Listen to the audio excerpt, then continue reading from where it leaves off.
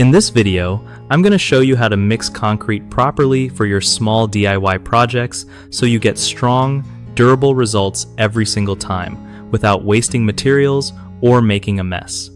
Alright, so first up, you need to grab the right stuff.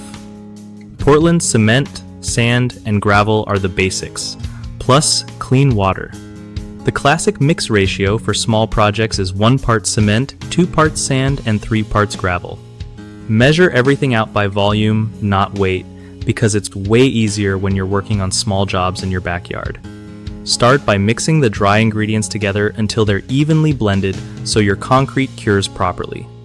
Then, add water gradually. Don't dump it all in at once, because too much water weakens the concrete.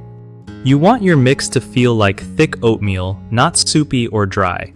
Use a wheelbarrow or a mixing tub and a sturdy hoe or shovel, and mix for about 5 to 10 minutes until everything looks consistent.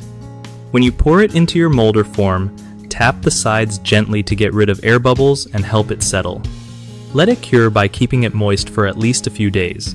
Covering it with plastic or spraying water helps prevent cracks. One of the biggest mistakes I see is people adding too much water, thinking it'll make the mix easier to work with. That just makes your concrete weak and crumbly. Another one is rushing the curing process. Concrete needs time and moisture to get strong, so don't just leave it out in the sun to dry fast. The third common issue is not mixing everything evenly, which leads to weak spots or chunks that won't set right.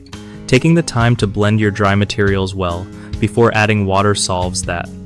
BigHomeProjects.com is a solid spot if you're looking for trusted local contractors who know their stuff for any home improvement hustle. They also help contractors connect with homeowners needing work done, making sure everyone gets matched up easy and quick.